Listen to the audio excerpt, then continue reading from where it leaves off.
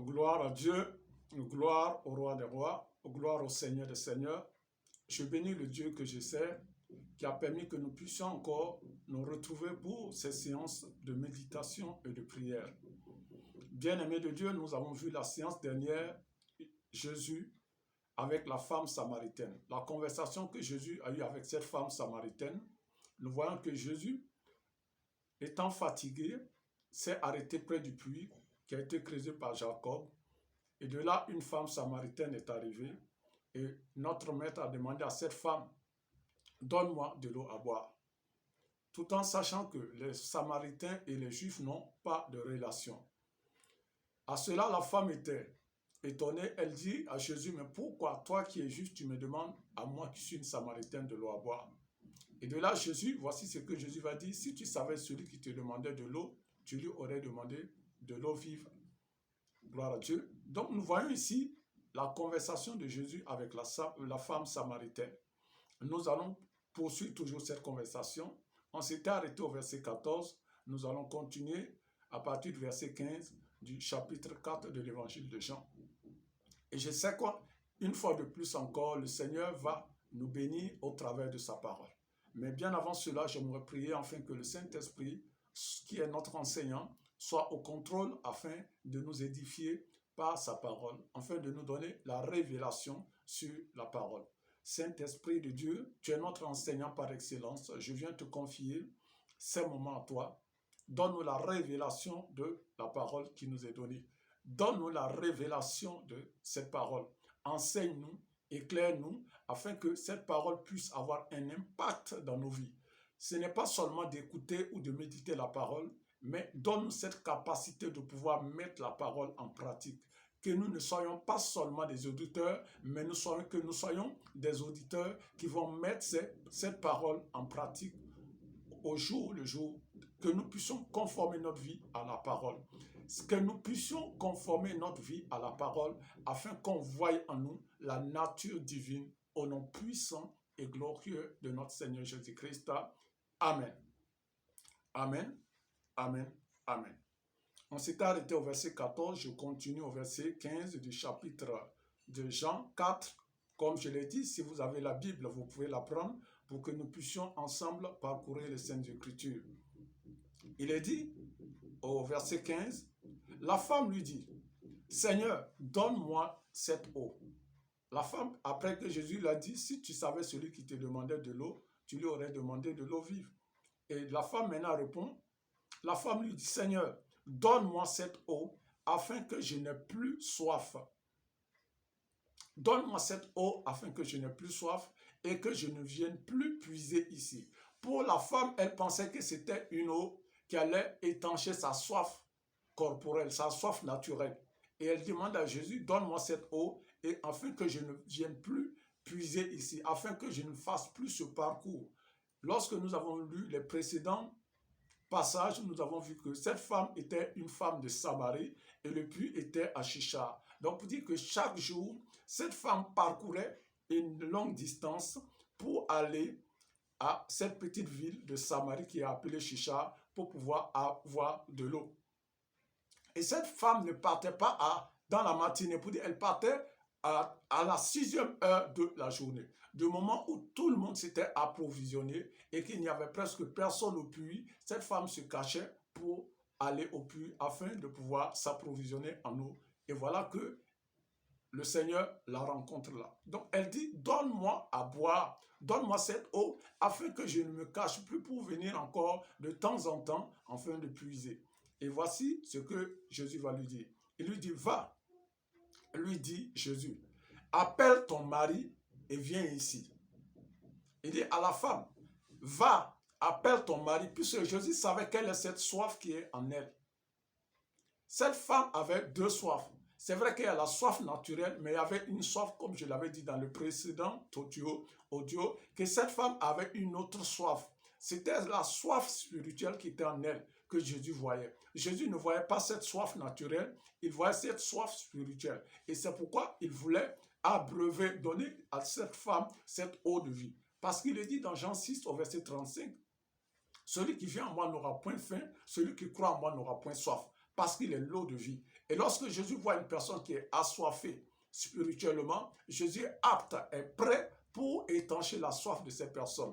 Comme je dirais à une personne, toi qui es là, qui n'a pas encore reçu Jésus, qui est assoiffé, bien-aimé de Dieu, tu peux me contacter en privé et de là je pourrai te montrer comment il faut passer pour que tu puisses donner ta vie à Jésus afin de recevoir cette eau de vie. Et lorsque tu recevras cette eau, tu n'auras plus jamais soif.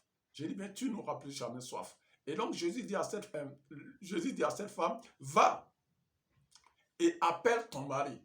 Parce que Jésus savait que cette femme avait la soif d'avoir un homme. Elle avait la soif d'avoir un mari. Mais malheureusement, elle n'arrivait pas à avoir l'homme qu'elle voulait. Puisque à chaque fois, je ne vais pas dévancer les scènes de l'écriture, je vais aller et nous allons voir pourquoi cette femme avait la soif d'avoir un mari. Nous continuons verset 17. La femme lui répondit, je n'ai point de mari. Jésus lui dit, tu as eu raison de dire, je n'ai point de mari. Après que Jésus ait dit à la femme, va et appelle ton mari, la femme répond maintenant, je n'ai point de mari. Jésus lui dit, tu as raison de dire, je n'ai point de mari. Car tu as eu 5 maris et celui-ci que tu as maintenant n'est pas ton mari. En cela, tu as dit vrai. Vous voyez? Jésus dit, réellement, en cela, tu as dit vrai parce que tu es au 5e.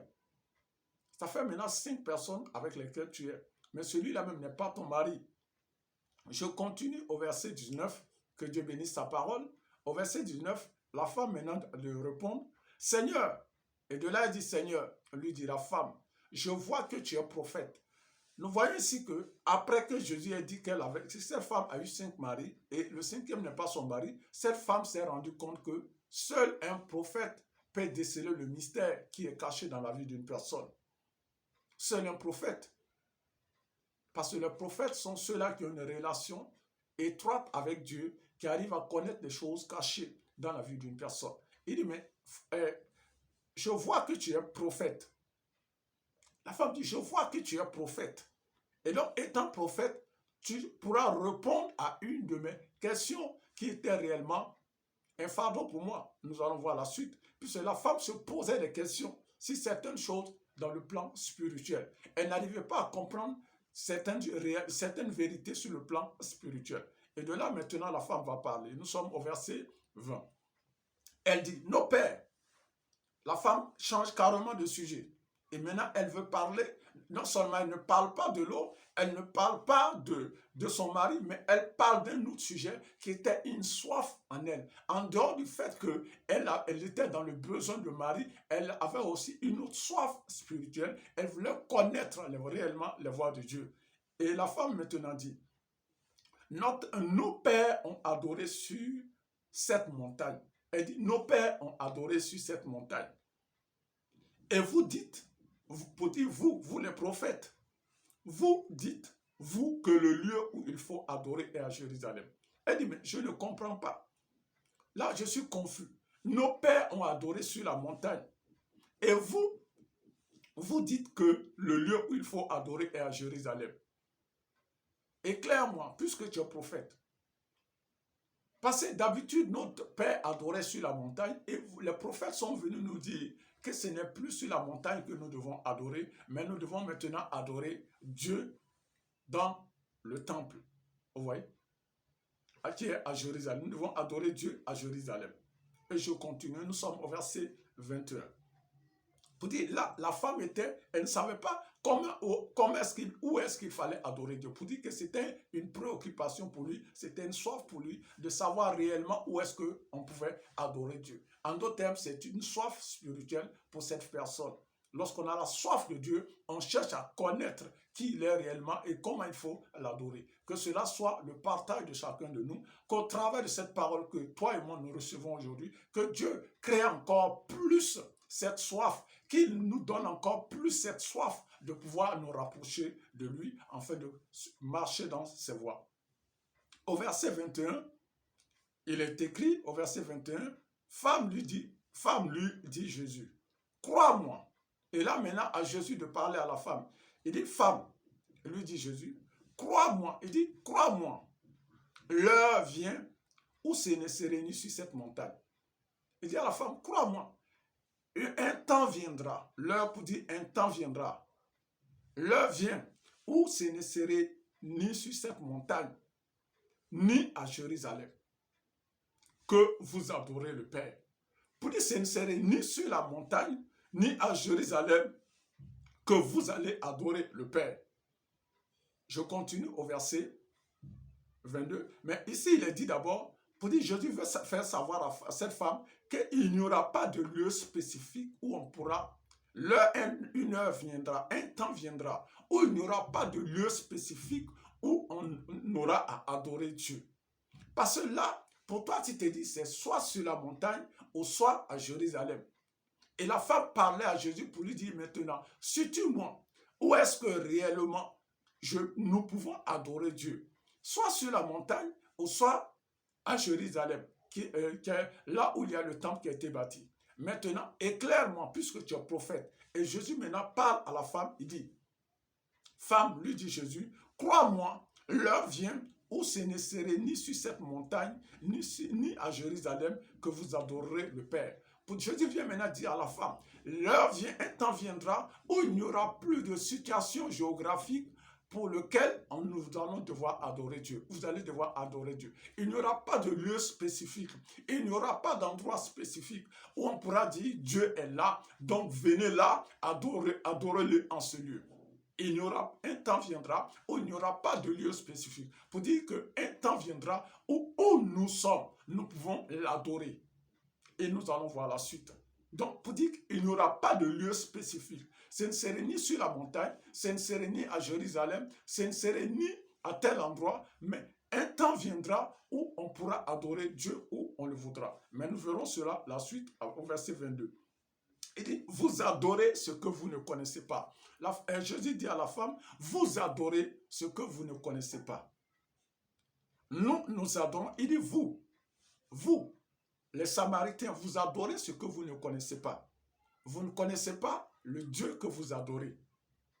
Vous cherchez à l'adorer, mais vous ne le connaissez pas. Il dit maintenant, nous, pour dire nous, Jésus fait partie des Juifs, c'est la raison pour laquelle on a dit le roi des Juifs. Donc, il dit nous adorons ce que nous connaissons. Pour dire, nous adorons ce que nous connaissons, car le salut vient des Juifs. Le salut vient des Juifs. Et l'évangile a été envoyé premièrement pour les Juifs. Et comme la parole le dit dans Jean chapitre 1, que la parole est venue dans le monde et le monde ne l'a pas reçue. Mais à ceux qui l'ont reçu, à ceux qui croient en son nom, Dieu les a donné le pouvoir de devenir enfants de Dieu. Premièrement, la parole avait été d'abord destinée aux Juifs. Aux Juifs. Et donc, les Juifs ne l'ont pas reçue maintenant, cette parole s'est répandue dans le monde entier. Et donc, car le salut est venu premièrement vers les Juifs. Et je continue. Mais l'heure vient, il dit, au verset 23, il dit, l'heure vient. Et elle est déjà là. Jésus parle ici maintenant, il dit, l'heure vient. Le temps où un temps viendra où on n'aura plus adoré Dieu sur la montagne, ni à Jérusalem. Mais il dit, mais l'heure vient. Et elle est déjà là. L'heure de l'adoration vient. Et cette heure est déjà là. Elle est déjà venue. Cette heure, elle est l'heure, mais l'heure vient, et excusez-moi, mais l'heure vient, et elle est déjà venue. Où les vrais adorateurs, vous voyez ici, on parle des vrais adorateurs. Lorsqu'on parle de vrai, il faut reconnaître qu'il y a toujours de faux. Lorsqu'on parle de vrai, il y a toujours le faux. Il dit ici, où les vrais adorateurs adoreront le Père en esprit et en vérité. Il dit, où les vrais adorateurs adoreront le Père en esprit et en vérité. On pourra maintenant adorer Dieu le Père en esprit et en vérité. En esprit pour dire que Dieu est esprit. Et maintenant, nous devons l'adorer en esprit et en vérité. Et cette vérité, nous pouvons la voir dans Jean 17 au verset 17 où il est dit, sanctifie-les par ta parole est la vérité. Pour dire l'adoration que nous devons rendre à Dieu doit être basée sur la vérité qui est sa parole. Et cette parole, ce sont ses commandements. Ces commandements, c'est que Jésus nous a laissé. Il dit, si vous m'aimez, garder mes commandements. Ce sont ces principes. Donc, pour dire que si nous disons que nous sommes des adorateurs, des vrais adorateurs, nous devons reconnaître en premier lieu que Dieu est esprit.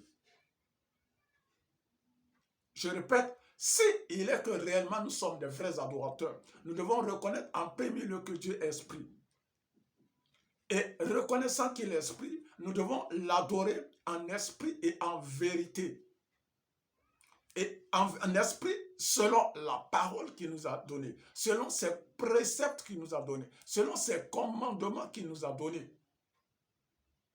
En disant, Jésus est le chemin, la vérité et la vie. Nul ne peut aller au Père que par lui.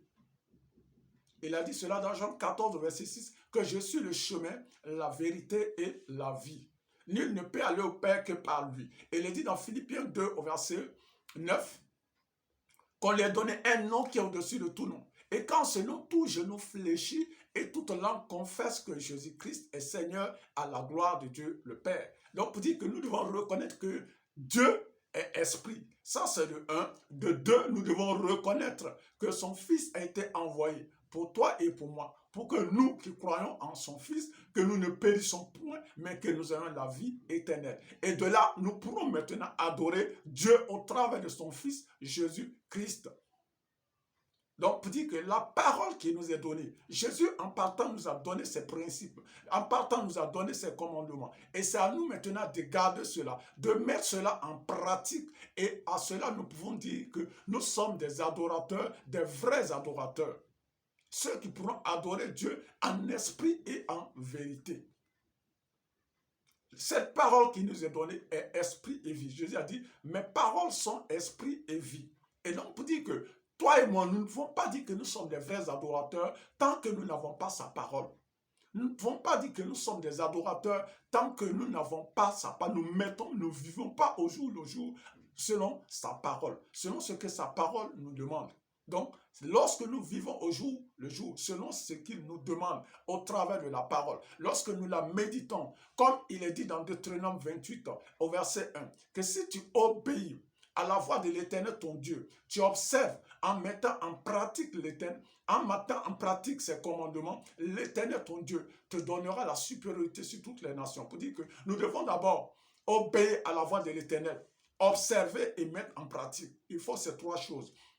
Non seulement obéir, accepter et mettre en pratique. Pour dire que lorsque nous recevons, nous obéissons à cette parole, nous observons et nous mettons en pratique, nous venons des vrais adorateurs. Ces personnes qui pourront l'adorer en esprit et en vérité. Je dis bien en esprit et en vérité. Je continue. Il dit, mais l'heure vient et elle est déjà venue où les vrais adorateurs adoreront le Père en esprit, en vérité. Car ce sont là les adorateurs que le Père recherche. Pour dire, il dit ici, car ce sont là les adorateurs que le Père recherche. Ce sont là les adorateurs que Dieu recherche. Pour dire, Dieu, l'Esprit de Dieu sur terre, est à la recherche des vrais adorateurs, de ceux qui pourront l'adorer en esprit et en vérité. Pour dire, jusque-là, Dieu est à la recherche de ces vrais adorateurs. L'Esprit de Dieu est toujours à la recherche de ceux qui pourront l'adorer en esprit et en vérité. Reconnaître qu'il est esprit et en vérité. Je continue au verset 24. Dieu est esprit. Il est dit, Dieu est esprit et il faut que ceux qui l'adorent l'adorent en esprit et en vérité. Pour dire que Dieu est esprit.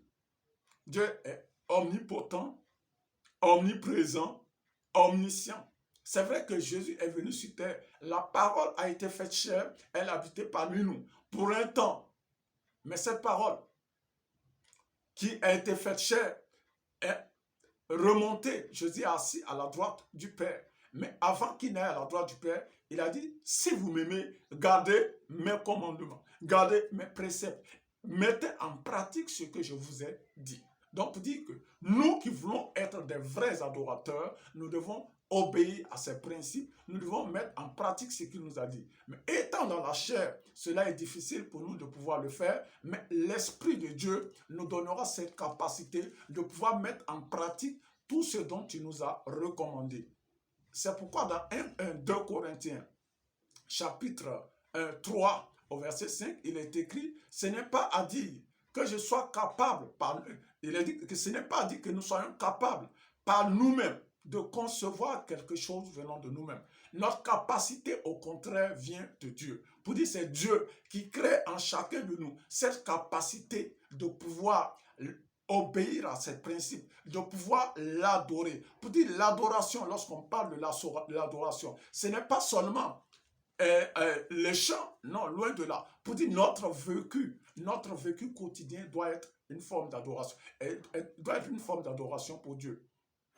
Ma manière de me conduire, ma manière de me comporter, ma manière de vivre est une adoration, puisque les anges louent Dieu, adorent Dieu dans le ciel. Et nous aussi qui avons été envoyés sur cette terre, notre rôle en premier est de reconnaître sa seigneurie et de l'adorer au jour le jour. Et de l'adorer au travers de notre comportement, de l'adorer au travers de notre attitude, de l'adorer au travers de notre manière de nous exprimer. Oui, reconnaître qu'il est Dieu, reconnaître qu'en dehors de lui, il n'y a point d'autre Dieu. L'adoration seulement ne se limite pas au chant et à la louange, loin de là. Mais ta vie toute ta vie perd une adoration pour Dieu. Ma vie perd une adoration pour Dieu. Parce que lorsque nous faisons pleinement la volonté de Dieu, pour dire que nous adorons Dieu. Nous adorons Dieu. Donc je continue. Que le Seigneur fasse de nous des vrais adorateurs, ceux-là qui pourront l'adorer en esprit et en vérité. Je continue au verset 25. La femme lui dit, je sais que le Messie doit venir, celui qu'on appelle Christ. Quand il sera venu, il nous annoncera toutes choses. La femme, elle a dit, bon, moi je sais que le Messie, pendant que Jésus est en train de parler à la femme, l'adoration, que Dieu est esprit et ceux qui l'adorent doivent l'adorer en esprit et en vérité, la femme parle d'un autre sujet encore, elle parle du Messie. Vous voyez? Elle dit, le Messie, je sais que le Messie doit venir, celui qu'on appelle Christ. Et quand il sera venu, il nous annoncera toutes choses. Il dit, je sais que le Messie va venir. Et quand il sera venu, il va nous annoncer toutes choses. Et Jésus, maintenant, de répondre à la femme, il dit, je le suis. Moi qui te parle, je le suis. Je le suis, moi qui te parle. Il dit, je le suis, moi qui te parle. Nous allons nous arrêter là. Pour dire, Jésus est le Christ. Jésus est le Messie. Il dit, moi, je le suis, moi qui te parle, je le suis. Bien-aimés de Dieu, nous avons parlé de l'adoration. Notre vie doit être conforme à la parole. Et nous voyons que lorsque nous conformons notre vie à la parole, la nature de Dieu se reflète en nous. C'est pourquoi Paul a dit que si je vis, ce n'est plus moi qui vis, mais c'est Christ qui vit en moi. Et si Christ vit en moi, c'est l'expérience de la gloire. Il a dit que à tes résolutions répondra le succès et sur tes chantiers brillera la lumière. À qui est-ce que cette parole a été dite? Pour dire, à tes résolutions répondra le succès et sur tes chantiers brillera la lumière. C'est aux résolutions de celui qui s'est attaché à Dieu, de celui qui s'est attaché à ses principes, de celui qui vit au jour le jour selon les voies de Dieu. De celui qui a gravé la parole de Dieu dans son cœur, afin de faire de cela une préoccupation, afin de faire de cela un pain quotidien, un vécu quotidien. Bien-aimé de Dieu, la parole doit être ancrée en nous. Pas le verbe, mais nous devons nous efforcer avec la prière afin de mettre cela en pratique. Et cette parole deviendra un feu en nous. Et rien ne pourra éteindre ce feu-là. Donc, nous allons nous arrêter là. J'aimerais te conduire un temps peu à la prière. Tu vas répéter après moi. Seigneur Dieu, je te rends grâce pour ta parole qui est esprit et vie. Répète encore après moi. Seigneur Dieu, je te rends grâce pour ta parole qui est esprit et vie. Que ta parole prenne vie en moi. Répète encore après moi. Que ta parole prenne vie en moi. Que cette parole qui m'a été donnée, je prie en ce jour, répète après moi, que cette parole prenne vie en moi. Répète après moi. Que cette parole prenne vie en moi. Que la parole esprit prenne vie en moi. Répète encore après moi. Que la parole esprit prenne vie en moi. Que la parole esprit prenne vie en moi, afin que si je vis, que ce ne soit plus moi qui vis. Répète après moi. Que la parole esprit prenne vie en moi. Que la parole esprit prenne vie en moi. Et que si je vis, que ce ne soit plus moi, tu vas dire ton nom. Et que si je vis, que ce ne soit plus moi, Israël, Élie qui vit, mais que ce soit Christ qui vit en moi. Répète après moi. Que la parole prenne vie en moi. Oh Seigneur, que ta parole prenne vie en moi, afin que si je vis, que ce ne soit plus moi qui vis, mais que ce soit Christ qui vit en moi, que ce soit Christ au travers de la parole qui vit en moi, que ce soit l'Esprit de Jésus, l'Esprit de Christ, l'Esprit triomphateur qui vit en moi, au nom puissant et précieux de Jésus-Christ. Que la vie de Dieu, répète après moi encore, que la vie de Dieu, la vie Zoé, abonde en moi, au travers de la parole que j'ai reçue, répète après moi encore, au travers de la parole que j'ai reçue en ce jour, que la vie Zoé abonde en moi. Répète encore après moi, qu'au travers de la parole que j'ai reçue, que la vie Zoé abonde en moi, au nom puissant et précieux de Jésus-Christ. Il est écrit dans Matthieu 12, au verset 37, que par tes paroles, tu seras justifié, et par tes paroles, tu seras condamné. Répète après moi. Par mes paroles, je serai justifié, et par mes paroles, je serai condamné. Répète après moi. Que par mes paroles, je serai justifié, et par mes paroles, je serai condamné. Répète après moi. Que ta parole, qui est esprit et vie, prenne vie en moi, afin que si je vis, que ce ne soit plus moi qui vis, mais que ce soit Christ qui vit en moi. Que la vie de Dieu, la vie Zoé, abonde en moi. Que la vie Zoé abonde en moi, au travers de la parole que j'ai reçue. Qu'en méditant nuit et jour, cette parole, qu'elle s'enracine en moi, que cette parole prenne vie en moi, et que tous ceux qui ne confessent pas, répète après moi, que tous ceux qui ne confessent pas Jésus comme Seigneur Sauveur, fléchissent sur genoux maintenant, fléchissent sur genoux maintenant, que tous ceux qui n'y est pas la gloire de Dieu, fléchissent sur genoux maintenant à moi, au nom puissant et précieux de Jésus-Christ, au nom puissant et précieux de Jésus-Christ. Je vais de gloire en gloire au travers de la parole que j'ai reçue. Je vais de gloire en gloire. Je vais de gloire en gloire, de succès en succès, de succès en succès, au nom puissant et précieux de Jésus-Christ. Je m'enracine sur la parole de Dieu.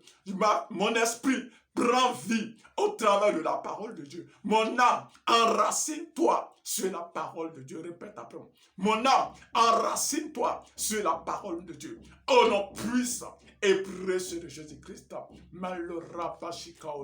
Au nom puissant et précieux de Jésus-Christ.